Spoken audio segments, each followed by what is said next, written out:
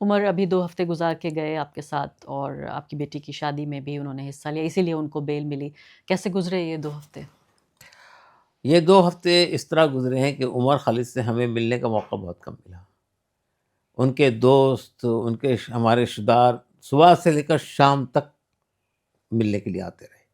यानी आप सोचिए कि रात के 12 बजे फ्री होते थे उमर खालिद। 12 कभी-कभी 1 बज जाता था और उसके बाद फिर वो हम लोग साथ बैठते थे। उसने यानी इस पूरे 14 दिन में सिर्फ़ 2 या 3 घंटे सोया होगा। अच्छा। वो कहता था मैं अगर हुँ, मैं मुझे तो वहाँ जाके सोना ही है, वहाँ कोई और हुँ, काम तो है नहीं। हुँ। तो अब मैं इस वक़्त ज़ाया नहीं करना चाहता हूँ, सबसे मिलना चाहता हूँ, बात करना चाहता हूँ। तो वो फ़ोन में लगे रहते थे, फ़ोन करते थे मुख्तलिफ़ लोगों को, उनसे बातें करते थे। बहुत सारे दोस्त अहबाब हैं जगह-जगह से मिलने के लिए आना चाहते थे, हमने भी रेस्ट्रिक्ट करने की कोशिश की, लेकिन लोग आते रहे घर पे। तो मैं मुझे और मेरी वाइफ़ को तो यानी उनके दोस्तों को ही एंटरटेन करने में पूरा हमारा वक़्त निकल गया पूरा या फिर शादी की तैयारियों में।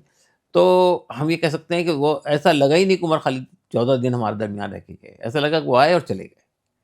इसलिए कि मैंने बताया ना कि वो पूरी तरह मसरूफ़ रहे और हमको तो ऐसा लगता था कि ये 1 दिन गुज़र गया, 2 दिन गुज़र गया, ऐसे ही 14 दिन ऐसे गुज़र दिन गए। 14 दिन तो गुज़र गया। उनको 2 बार कम से कम बेल मिल चुकी है। तीसरी बार तीसरी मिली बार है। बेल मिली है। तो कैसा लगता है जब बेटा आता है, एक पल के लिए आप उसे देखते हैं और फिर वो जेल के लिए चला जाता है, कैसा लगता है जब वो होते हैं आपके साथ?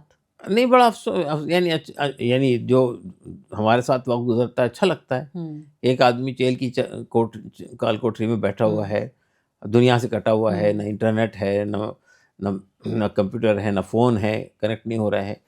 और दूसरी बात ये है कि इसके साथ-साथ ये कि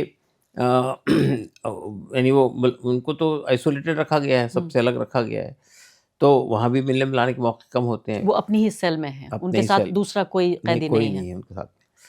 तो वो आए हैं तो इतने सादा लोगों से उनकी मुलाकात हुई, हुँ। इसलिए हमने भी उनको डिस्टर्ब नहीं किया कि जितने लोगों से मिलना है मुलाकात और जब वो करें। जा रहे होते हैं तो कैसा लगता है नहीं, आपको बहुत वापस बुरा लगा, आना? अफ़सोस लगा कि भई एक आया बच्चा आया, घर में रहा, चला गया। नहीं देखिए, असल में एक अजीब बात ये नज़र आती है कि एक मेरिटोरियस बच्चा है जिसने पीएचडी की है, जो बहुत ज़हन में उसका एक पूरा विज़न है इस मुल्क के लिए, यहाँ के लोगों के लिए काम करना चाहता है, उसको आप उठा के जेल में डाल दें 5 साल तक के। तो एक आपने एक एक एक एक ऐसे आदमी को जेल में डाल दिया जो आम आदमी की बात करता है, जो हुँ। आम आदमियों के लिए काम करना चाहता है। तो किस कसूर में? कोई कसूर तो हमको नज़र नहीं आता है, सिवाय इसके कि उसने एक तहरीक चलाई थी या उस तहरीक का पार्ट था या ये कि उसने हुकूमत की आँख में आँख डाल के बात करने की कोशिश की, इसी इसके कसूर लिए पे सज़ा जेल दी में जा